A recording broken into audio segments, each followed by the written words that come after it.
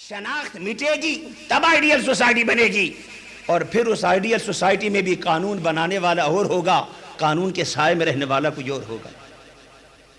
یہ ایک یونانی معاشرے کی ہلکی سی جھلک ہے۔ دوسری طرف ہندو معاشرے کی طرف آئیں۔ ہندو معاشرے میں جو سب سے بہترین کتاب ہے قانون کی، منو جی کی لکھی ہوئی منو شاستر، قبل 300 قبل مسیح لکھی گئی کتاب منو جی کی منو شاستر، اور یہ اتنی اہم اور بنیادی کتاب ہے ہندو کے لیے کہ کہتے ہیں کہ اس کو الہامی کتاب ہونے کا شرف حاصل ہے۔ یہ ڈیوائن بک ہے، اس کے تمام قوانین الہامی ہیں، اور ہر ہندو لازم ہے کہ ان قوانین کا احترام کرے۔ مگر اس کتاب میں جو الہامی ہو گئی، اس کی بنیادی تصورات کیا ہیں؟ اس کتاب کی بنیادی تصورات میں سے ایک تصور یہ بھی ہے کہ انسانیت اور ہندو مت ہندوستان میں رہنے والے 4 گروپوں میں تقسیم ہے۔ پہلا گروپ برہمن کا ہے، دوسری کلاس کھشتری کی ہے، تیسری کلاس ویش کی ہے، چوتھی کلاس شودر کی ہے۔ گویا ہندوستان میں رہنے والے سارے انسان اکول نہیں ہیں۔ یہ وہ کتاب کہتی ہے جسے الہامی کتاب کہا گیا، جسے ڈیوائن بک کہا گیا، جس کے بارے میں کہا گیا کہ یہ کتاب ہمارے لیے سراپا ہدایت ہے۔ وہ کتاب انسانوں کو اکول رائٹ دینے کے بجائے 4 طبقوں میں تقسیم کرتی ہے، 4 کلاسز بناتی ہے۔ برہمن وہ ہے جو سب سے سپیریئر ہے، پھر کھشتری ہے، پھر تجارت و زراعت کے وابستہ ویش ہے، اور سب سے آخری درجے پر غلامانہ زندگی گزارنے والا شودر ہے۔ اور شودر کا مقام کیا ہے سوسائٹی میں، اس کی اہمیت کیا ہے؟ برہمن کو کہا گیا کہ مذہبی اجارہ داری تمہیں حاصل ہے، مذہب کی ٹھیکیداری، سارے ریلیجیس میٹر تم نے کرنے ہیں، مگر برہمن کو بھی اجازت نہیں کہ اگر کسی مجلس میں، کسی گیدرنگ میں شودر بیٹھا ہوا ہو تو برہمن کو اجازت نہیں کہ وہ وید کی تلاوت کرے، اس لیے کہ وید اتنی عظیم کتاب ہے کہ شودر کے کان میں بھی اس کی آواز نہیں پڑنی چاہیے۔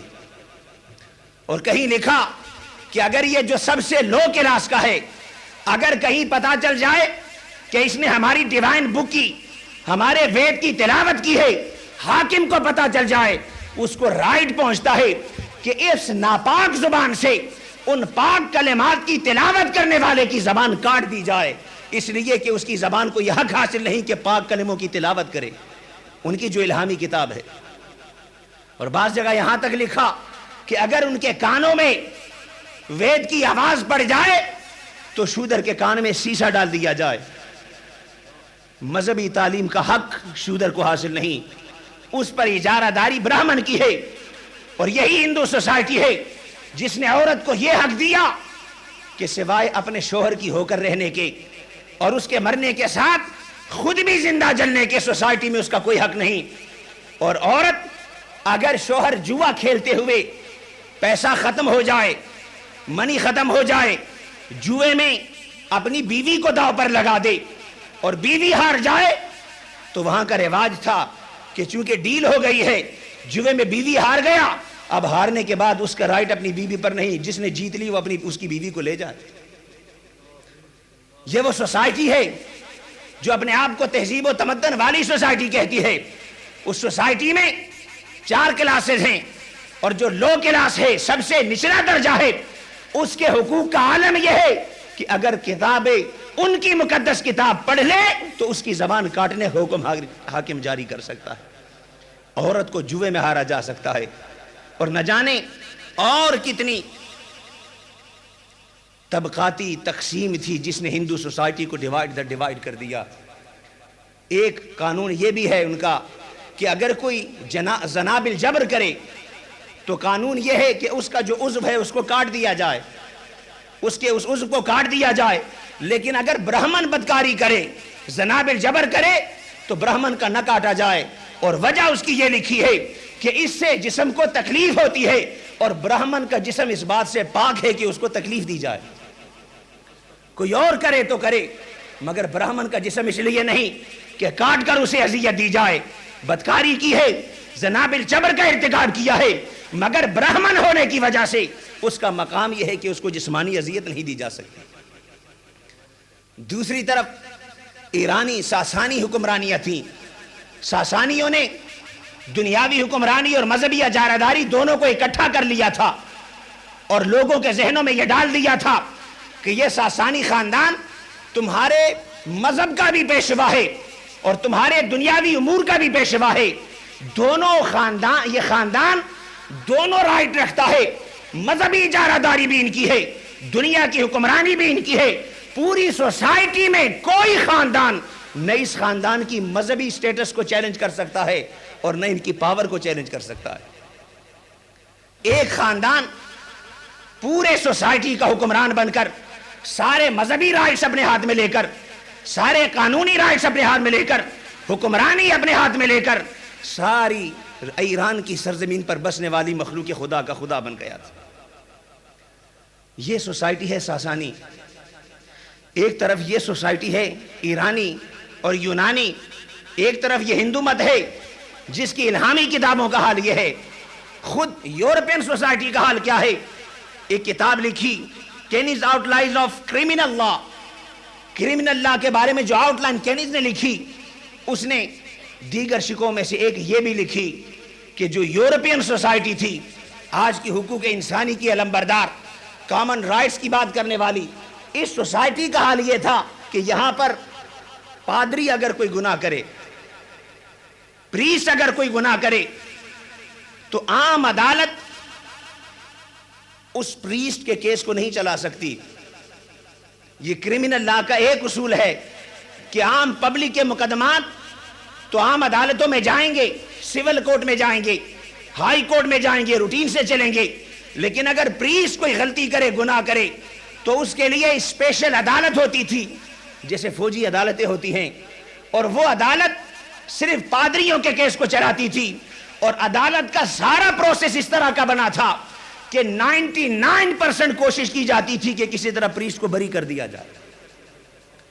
ایویڈنس، شواہد، واقعات، حالات ساروں کو اس طرح اس انداز سے لیا جاتا تھا کہ عام حالات میں تو پادری کا مجرم ثابت کرنا ہی مشکل تھا.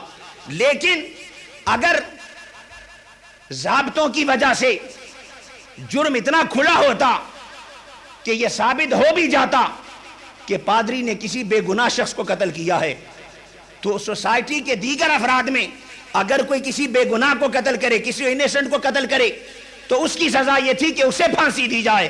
لیکن اس اسپیشل عدالت کے پروسیس کے ذریعے بھی اول تو کوشش ہوتی تھی کہ پادری رہا ہو جائے، لیکن اگر تمام کاوشوں کے باوجود پادری رہا نہ ہوا، جرم ثابت ہو گیا، تو پھر ضابطہ یہ تھا کہ بے گناہ شخص کو قتل کرنے کی وجہ سے کسی اور کو پھانسی تو لگ سکتی ہے مگر پریسٹ کو نہیں لگ سکتی. پریسٹ اس کا کفارہ ادا کرے، اور طریقے تھے اس کے، مگر پھانسی پادری کو دینا یہ ان کے قانون میں اس کی گنجائش نہیں تھی، اس لیے کہ اس کا مقام یہ تھا کہ یہ تمام گناہ کر کے بھی پھانسی کے بندے کے قریب نہیں جا سکتا. یہ بڑی بڑی سوسائٹیوں کی باتیں ہیں جو اپنے آپ کو اپنے دور میں ڈیولپ سوسائٹی کہتی تھیں اور اپنے دور میں مہذب معاشرے کہلاتے تھے. اگر آپ ان کی جھلکیاں دیکھیں تو ہر طرف آپ کو جبر نظر آئے گا، ظلم نظر آئے گا، تشدد نظر آئے گا. خود یونانی سوسائٹی ایک طرف، خود ہندو سوسائٹی کو ایک طرف رکھیں، ساسانی خاندان کو ایک طرف رکھیں، ہندو مت کو ایک طرف رکھیں، عرب معاشرے کا حال یہ ہے کہ اگر کسی کے گھر میں بیٹا پیدا ہو جائے تو خوش ہو جاتا ہے، بیٹی پیدا ہو جائے اپنی بیٹی کو زندہ اپنے ہاتھوں سے دفن کرتا ہے. مگر معاشرے میں کوئی ایسا نہیں جو اس سے پوچھے کہ تمہیں یہ حق کس نے دیا اپنی بیٹی کو زندہ درگور کرنے کا. معمولی سی باتوں پر سالہ سال تک جنگیں، 120 140 سال تک جنگیں، یہ بہادری کا نشان سمجھا جاتا ہے. وہ جو امریکن چینل پر نبی کریم صلی اللہ علیہ وسلم کی بارگاہ میں یہ ظالمانہ اصطلاح استعمال کرنے لگا، اگر اس کی نظر تاریخ پر ہوتی، اگر وہ جاہل مطلق نہ ہوتا، جاہل مرکب نہ ہوتا، جہالت کا پیکر نہ ہوتا، نام تو اس نے پادری کا رکھا مگر نہ اسے اپنے کی خبر نہ دنیا کے تاریخ کی خبر. اگر اسے ایک رتی برابر خبر ہوتی، اس کی نظر یونانی فلاسفہ پر ہوتی، اس کی نظر ہندوازم پر ہوتی، اس کی نظر ساسانی خاندان پر ہوتی، اس کی نظر یورپین سوسائٹی پر ہوتی، جب ہر طرف تاریکی ہی تاریکی تھی، اس وقت محمد مصطفیٰ نے کہا اِنَّا خَلَقْنَاكُم مِّن ذَكَرٍ وَأُنثىٰ، کوئی بڑا چھوٹا نہیں، تم سارے حضرت آدم کی اولاد ہو۔ وہ جو طبقات تھے،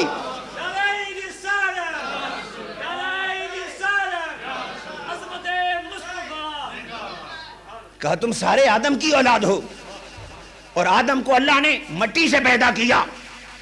تمہاری بزرگی، تمہارا کمال، تمہاری عظمت یہ تمہارے عمل سے وابستہ ہے، کوئی کسی خاندان کا کیوں نہ ہو، اگر صاحب عمل نہیں ہے، صاحب کردار نہیں ہے، طبیعت میں اس کی پاکیزگی نہیں ہے، مزاج میں اس کی پاکیزگی نہیں ہے، تو چاہے وہ کسی بھی خاندان کا ہو، وہ سزاوار ہے، وہ مجرم ہے، کسی رعایت کا مستحق نہیں۔ اور اگر کوئی فاطمہ نامی عورت چوری کی سزا میں آتی ہے تو حضرت اسامہ سفارشی بن کر آتے ہیں، کہتے ہیں یا رسول اللہ، چوری کرنے والی عورت بڑے خاندان کی عورت ہے، اگر اس کو سزا نہ دی جائے، اس کو ہلکی سزا دی جائے، اس لیے کہ اس کو سخت سزا دینے سے پورا خاندان ناراض ہو جائے گا، خاندان کی بدنامی ہوگی۔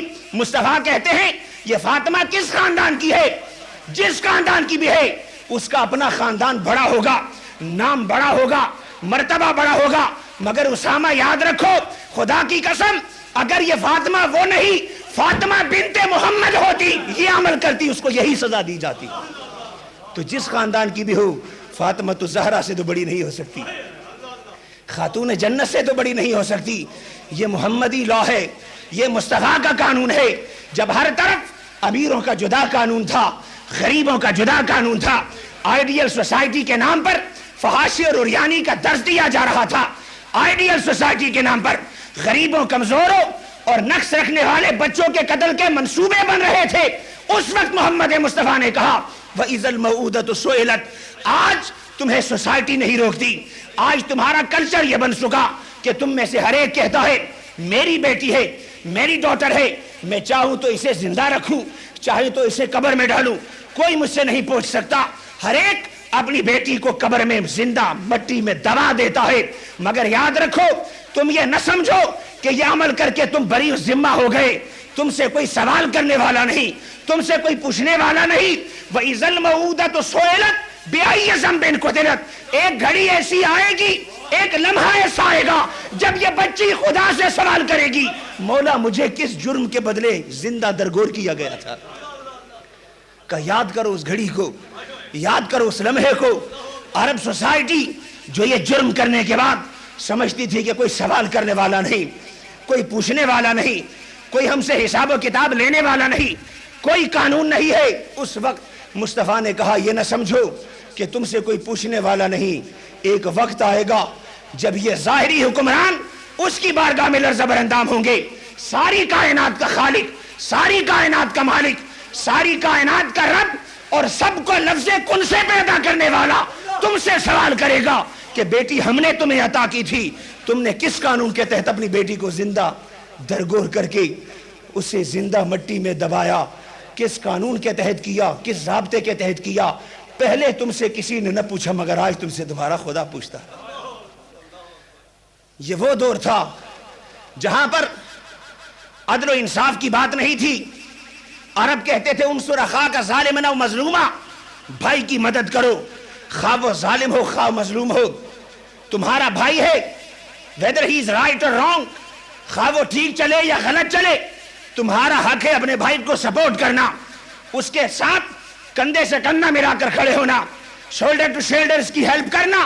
مگر مصطفیٰ نے فرمایا نہیں، ان اللہ یامرکم ان تؤدوا الامانات الی اہلھا، رب کائنات تمہیں حکم دیتا ہے کہ امانتوں کو ان کے اہلوں کے سپرد کرو۔ ان اللہ یامر بالعدل والاحسان، خدا تمہیں عدل کا حکم دیتا ہے، خدا تمہیں احسان کا حکم دیتا ہے۔ جب ایک ایسا دور تھا کہ اپنے رشتوں کے لیے سچ اور جھوٹ کا کوئی امتیاز نہیں تھا، اس دور میں یہ مصطفیٰ جلوگر ہوئے، یہ کملی والے جلوگر ہوئے اور اعلان پڑھ کر سنایا کونوا قوامین بالقسط شہداء للہ ولو علی انفسکم او الوالدین والاقربین۔ اے لوگو، جب کہیں تمہیں گواہی دینی پڑ جائے، کہیں تمہیں ایویڈنس دینی پڑ جائے، کہیں تمہیں گواہ بننا پڑ جائے، گواہی میں یہ نہ دیکھو کہ سامنے کون کھڑا ہے، یہ نہ دیکھو کہ تمہاری گواہی سے فائدہ کس کو پہنچتا ہے، نقصان کس کو۔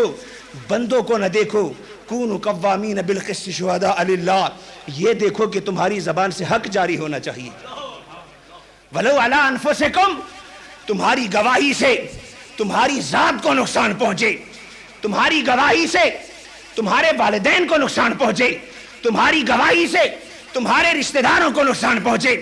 اگر رشتہ دار تمہاری گواہی سے ڈیمیج ہوتا ہے تو ہو جائے، اگر تمہارے والدین تمہاری سچی گواہی سے ڈیمیج ہوتے ہیں تو ہو جائیں، تمہاری اپنی ذات اگر ضرر پہنچتی ہے تو پہنچ جائے، مگر خدا کے قانون کو ضرر نہیں پہنچنا چاہیے۔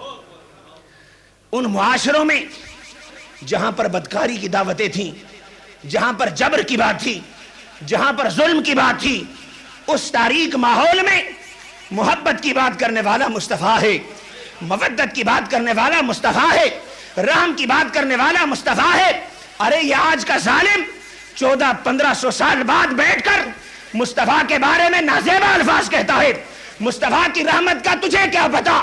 رحمت مصطفیٰ کا عالم تو یہ ہے کہ لوگ انسانوں کو مستفید کرتے ہیں، رحمت مصطفیٰ کا عالم یہ ہے کہ چرند و پرند بھی دامن مصطفیٰ میں پناہ لیتے ہیں، آقا کی بارگاہ میں آتے ہیں۔ اونٹ کو کوئی پناہ نہ ملے، فریادی بن کر مصطفیٰ کے پاس آئے، ہرنی کو پناہ نہ ملے، فریادی بن کر مصطفیٰ کے پاس آئے، چڑیا کو پناہ نہ ملے، فریادی بن کر مصطفیٰ کے پاس آئے۔ ارے وہ رحمت للعالمین کہ حیوانوں کو کوئی اور مداوع کرنے والا نہ ملے، وہ بھی اپنی درخواست بارگاہ مصطفیٰ میں پیش کرتے ہیں۔ اس کی رحمت کا عالم تو یہ ہے، ان کے کرم کا عالم تو یہ ہے، مگر یہ آج کا ظالم تعصب کی عینک لگا کر اسلام دشمنی اور ذات مصطفیٰ کی دشمنی میں ڈوب کر برملا یہ کہتا ہے کہ نعوذ باللہ، نعوذ باللہ، دہشت کی تعلیم دینے والے مصطفیٰ تھے۔ مصطفیٰ دہشت کو سوسائٹی سے مٹانے والے تھے۔ عورتوں پر جو دہشت گردی ہوتی تھی اس کا سدباب مصطفیٰ نے کیا، یتیموں کے حق میں دہشت گردی ہوتی تھی اس کا سدباب مصطفیٰ نے کیا، بیواؤں کے حق میں دہشت گردی ہوتی تھی اس کا سدباب مصطفیٰ نے کیا، غریبوں کے حق میں دہشت گردی ہوتی تھی اس کی رکاوٹ مصطفیٰ نے کی، غلاموں پر ظلم ہوتے تھے ان ظلموں کو مصطفیٰ نے مٹایا۔